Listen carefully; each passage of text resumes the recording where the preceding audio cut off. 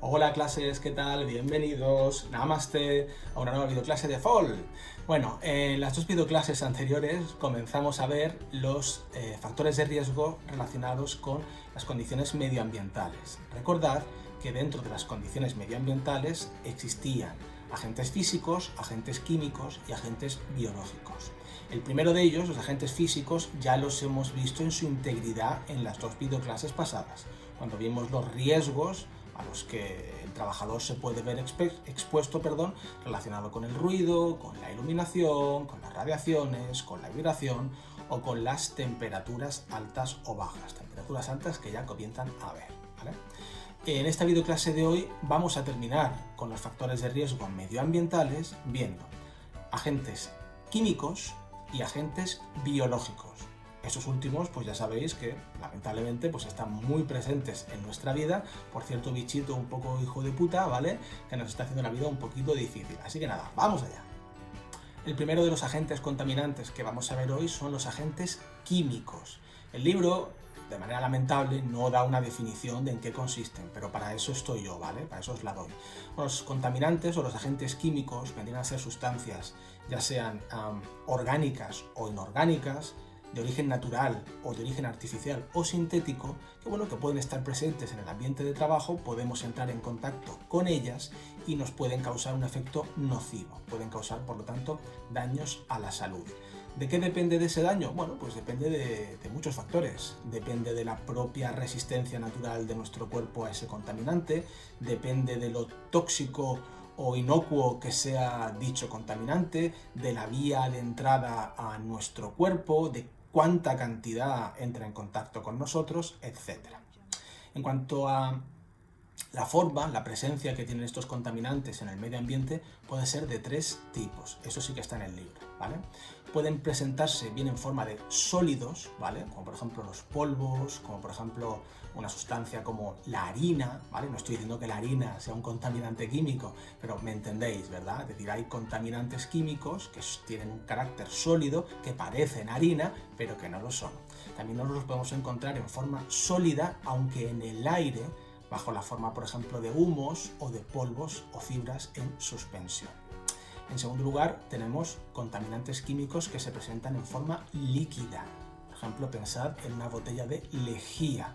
Es un contaminante químico o es un factor, es un elemento, es un componente químico que puede hacernos mucho daño si lo ingerimos o si entra en contacto con nuestro cuerpo, especialmente en los ojos o en las mucosas, y que está claramente en formato líquido.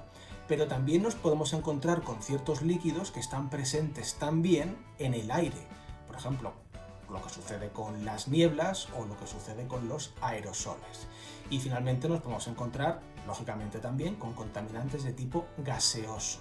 Pensad, por ejemplo, el monóxido de carbono que sale del tubo de escape de un vehículo en marcha, ¿vale? Que contamina y que incluso podría causar la muerte si el monóxido de carbono, si la concentración en un espacio cerrado llega a ser muy alta. La vía de entrada de estos contaminantes químicos en nuestro cuerpo puede ser variada. Recordad que todos tenemos una serie de agujeros, ¿vale?, dentro de nuestro cuerpo por el cual pues, podemos alimentarnos, podemos respirar y hacer otras cuestiones que no voy a comentar aquí delante de una cámara. Bien, la vía de entrada, pues como comento, son respiratoria, cuando por ejemplo respiramos determinado polvo o respiramos determinada sustancia que nos puede causar daño. Puede ser a través de la vía digestiva, si ingerimos de manera deliberada, de manera voluntaria o de manera involuntaria también algún tipo de contaminante. También las mucosas de nuestro cuerpo, por ejemplo a través de los ojos se podrían introducir algunos contaminantes, o bien a través de las heridas en la piel en el caso de haberlas. En cuanto a los efectos que estos agentes químicos pueden causar a nuestro cuerpo, son muy variados. Los daños que se puede causar son muy variados y van a depender del tipo de contaminante con el que entremos en contacto. Así, por ejemplo, en el libro tenéis una tabla en la que se recoge que hay agentes químicos que producen efectos irritantes, como por ejemplo el cloro. El cloro, pues para quien lo haya manejado, Bueno, en pastillas es una sustancia que se utiliza para limpiar piscinas, ¿vale? Para que no haya bichitos por ahí pululando en la piscina. Bueno, si uno se mete dentro de una piscina recién limpiada con cloro, puede salir con la piel y con los ojos enrojecidos. Eso es porque el cloro tiene un efecto irritante. Bueno, si está el cloro disuelto en la piscina y nos ponemos así, imaginaos el efecto que puede tener una pastilla de cloro sin disolver sobre nuestro cuerpo. Así que hay que llevar cuidado. En segundo lugar, tenemos efectos corrosivos. En este caso no es que se irrite la piel, es que lo que se produce es que se destruye la piel, ¿vale? Se produce una destrucción de los tejidos. Eso sucede, por ejemplo, con los ácidos, ¿vale? Ácidos que se utilizan o productos de limpieza que se utilizan para desincrustar o limpiar superficies muy sucias, por ejemplo, de los que se utilizan también en algunas ocasiones como disolvente industrial, ¿vale? Pueden tener efectos corrosivos, así que hay que llevar mucho cuidado con ellos. En tercer lugar, tenemos efectos asfixiantes. Hay determinados componentes, determinados agentes químicos que lo que hacen es que impiden que el oxígeno, ¿vale?, pueda circular libremente por nuestro cuerpo. Es lo que sucede, por ejemplo, con los gases como el butano o el monóxido de carbono, que si uno los inhala, ¿vale?, pierde la consciencia y después se produce la muerte por asfixia, porque el oxígeno no llega a las células de nuestro cuerpo. Otros contaminantes químicos tienen efectos anestésicos, ¿vale? Como la propia palabra indica, lo que hacen es que anestesian, duermen, hacen que pierda el conocimiento, que entre en un estado de somnolencia la persona que los respira, que los inhala o que los ingiere. Esto le sucede, por ejemplo, a los disolventes o a determinadas pinturas. Razón por la cual cuando se está pintando una habitación debe de estar la casa lo suficientemente bien ventilada.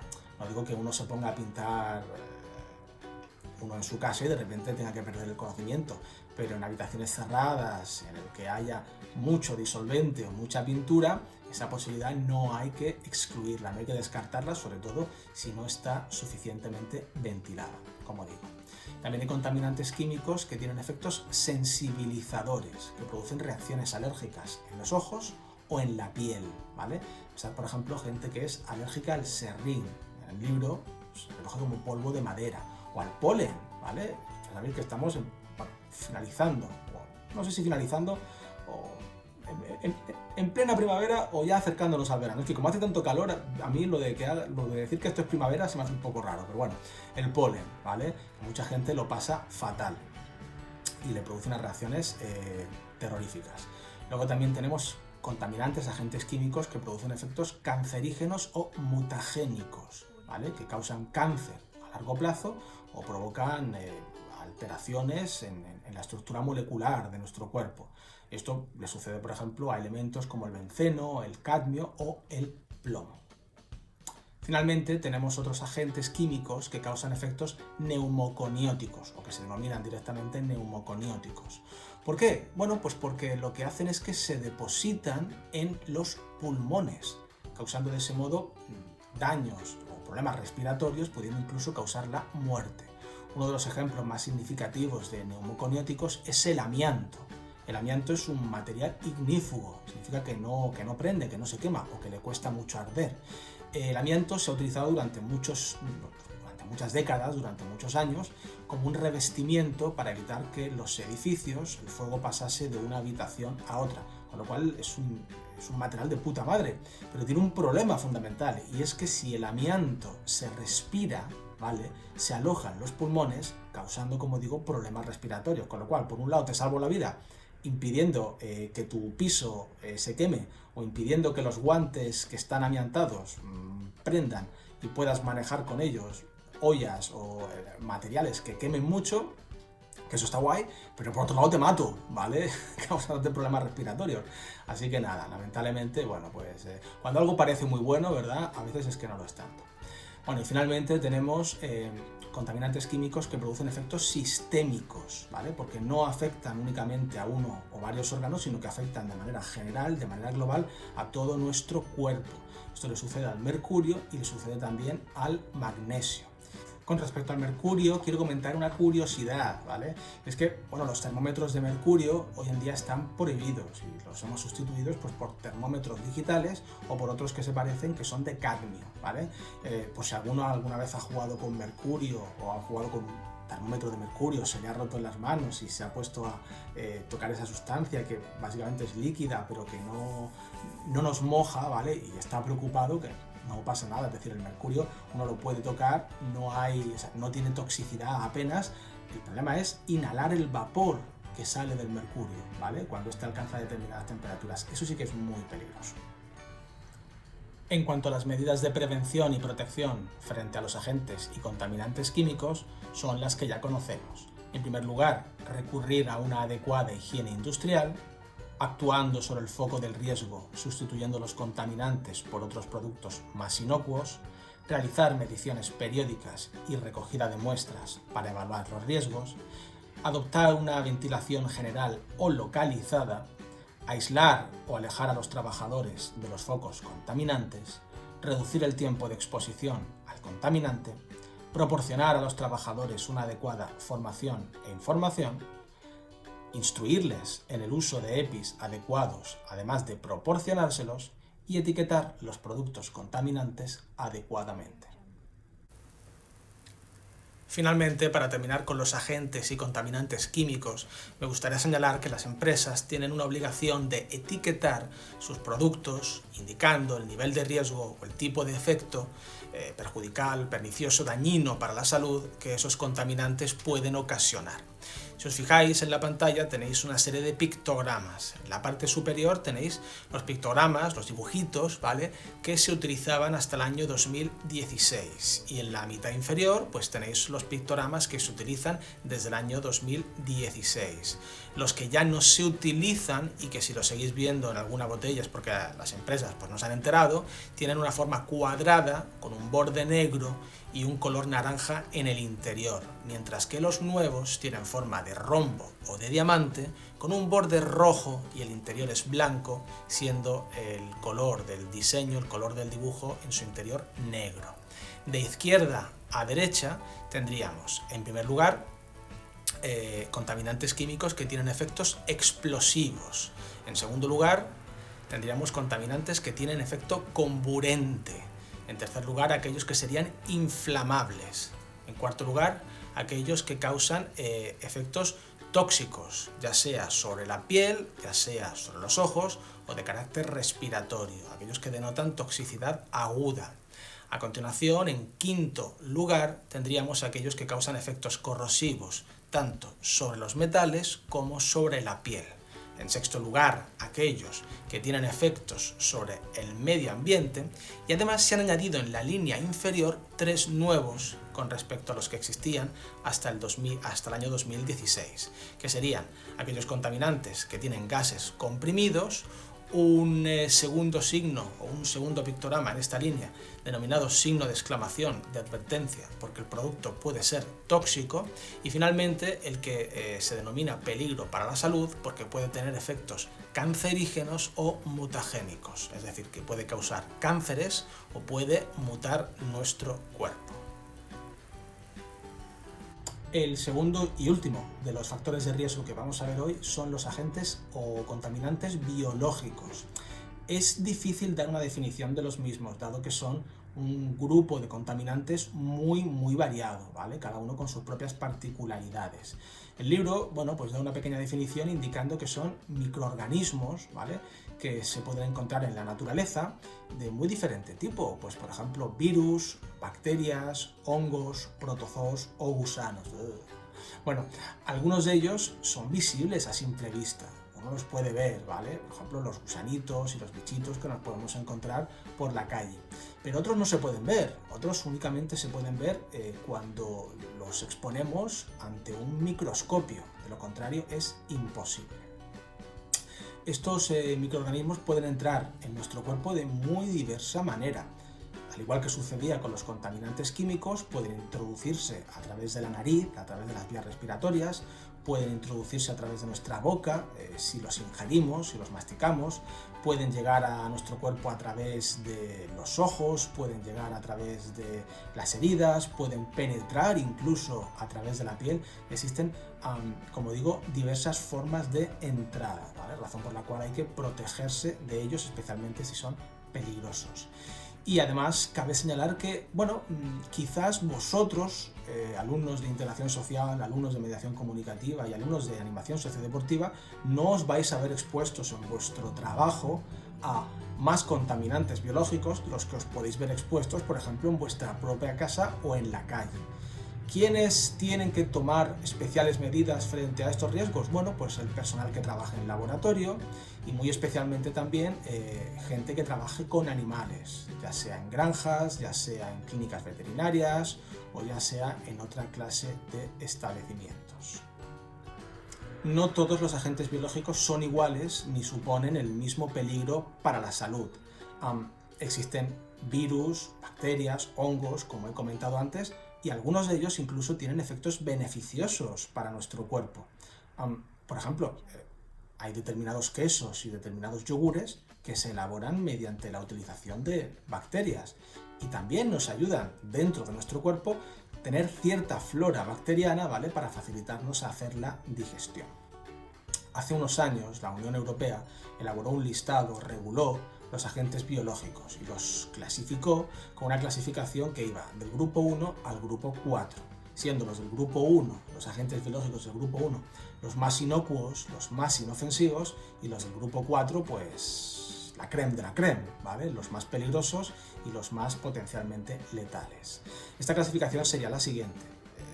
Agentes biológicos del grupo 1 serían aquellos que, bueno, pues que es difícil, es improbable que puedan causar una enfermedad al ser humano y que si la causan, pues tiene fácil tratamiento. Los del grupo 2 son aquellos en los que no se descarta que pueda haber una enfermedad, puede existir esa enfermedad, se puede dar, pero si se da no va a ser especialmente peligrosa, no se va a propagar con facilidad y existe generalmente tratamiento para esa enfermedad y existe profilaxis, es decir, existe medio para poder evitarla. Los agentes biológicos del grupo 3 ya estamos, digamos, elevándonos en la escala del peligro, son aquellos que pueden causar enfermedades, pueden suponer un peligro para los trabajadores, un peligro real, un peligro grave, se pueden propagar con relativa facilidad, pero que generalmente existe, y esto es importante por lo que voy a decir a continuación, generalmente existe o bien profilaxis, es decir, medios para evitar contagiarte, o bien existen tratamientos. Y los del grupo 4 pues son lo peor de lo peor que la naturaleza puede crear, ¿vale? Son peligrosos para la salud, son altamente infecciosos, no existe o bien un tratamiento para evitar contagiarte, o no existe profilaxis o no existe tratamiento para contagiarte y, como digo, pueden ser muy peligrosos para la salud. De hecho, agentes infecciosos del grupo 4 solamente en principio hay en todo el mundo unos 50 laboratorios que los puedan estudiar y que puedan trabajar con ellos, y en Europa hay muy poquitos. Como está de moda, lamentablemente, toda la cuestión del coronavirus, del COVID-19, que es el nombre técnico que se le emplea, que se le ha adjudicado, ¿vosotros en qué nivel, en qué grupo creéis que está adjudicado el coronavirus, el COVID-19? Pues si habéis pensado en el grupo 4, os equivocabais. El coronavirus está en el grupo 3. Y esto ha dado lugar a algunas discusiones técnicas interesantes, no entre científicos, sino entre políticos, ¿vale? Todos los científicos coinciden en que el coronavirus debe estar en el grupo 3. ¿Por qué en el 3 y no en el 4, con la que está liando, que es la de Dios? Bueno, pues porque realmente el coronavirus, o el COVID-19, se puede evitar. Es decir, hay profilaxis frente a él, mascarillas, guantes, etc.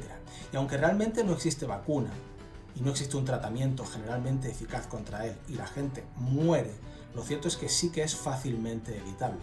Así que si el COVID-19, si el coronavirus está en el grupo 3, imaginaos los bicharracos que hay en el grupo 4. Bueno, pues evidentemente virus que, aunque no son quizás tan infecciosos como el COVID y como la COVID-19, vamos a hablar con propiedad, sí que son mucho más letales que él, y respecto a los cuales, si no lo pilla, pues es que se te lleva por delante la mayoría de las veces.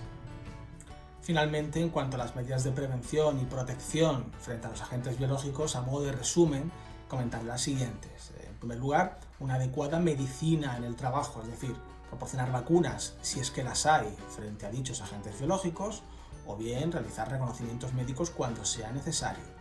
Llevar a cabo la esterilización y la limpieza de las herramientas o de los utensilios con los que se vaya a trabajar. Tomarte tu tiempo cuando tengas que cambiarte de ropa, ¿vale? Quizás en un comercio normal y corriente, pues uno puede entrar a trabajar con la ropa habitual que lleve. Pero si uno, por ejemplo, está manipulando alimentos, o si uno, por ejemplo, está trabajando con determinadas sustancias orgánicas, ¿vale? En floristerías, en carnicerías, como he comentado, o incluso en una peluquería también, ¿por qué no? Uno, si va a manipular alimentos o si va a manipular personas, debe de tomarse el tiempo necesario, ¿vale? Para cambiarse de ropa, para evitar maximizar la probabilidad de contagio. Luego, uno debe de evitar comer y beber dentro del puesto de trabajo. Hombre, no digo que no puedas coger y salirte a la calle o ir al comedor y comerte un bocadillo, pero lo que quiero decir es que si uno está en un laboratorio, pues mal está sacarse una bolsa de patatas y empezar a comer ahí, porque, en fin, pueden pasar cosas terribles como se ven en las películas o aquí en la vida real, ¿no? Bueno, y también pues las de siempre, una adecuada formación e información a los trabajadores y proporcionar y formar a los trabajadores en el uso de los EPIs, los equipos de protección individual. Y bueno, pues ya está, se acabó. Bien, ¿no? Hoy ha sido rapidito, no lo sé, siempre digo lo mismo. Ya sabéis que tenéis aquí abajo en las pestañitas de YouTube la posibilidad de poder reproducir el vídeo a 1,25, a 1,50 o al doble de la velocidad, con lo cual podéis aprovechar el tiempo al máximo. Ojalá que dentro de poco todos podáis, ¿vale?, ver estos vídeos en la playita, porque nos dejen ir y bueno, pues disfrutar con una Coca-Cola o con un agua mineral o con un daiquiri, no lo sé, ¿vale? O en la playita, o quien tenga la suerte en la piscina. Bueno, como siempre, dudas, sugerencias, aportaciones, pocas sugerencias me enviáis en general, algunas veces son quejas, me parece bien. A través de la plataforma Edmodo, a través de mensajes o a través del correo electrónico, para llamarme guapo o para decir tu padre, lo que prefiráis. Esta semana solamente voy a hacer esta videoclase, la semana que viene volveremos normalmente al formato de 2, ya veremos en función de cómo van las cosas. Y veremos, o terminaremos seguramente este tema 3 de prevención de riesgos laborales, donde veremos factores relacionados con la carga del trabajo y con la organización del trabajo. Así que nada, no puedo esperar. ¡Hasta luego!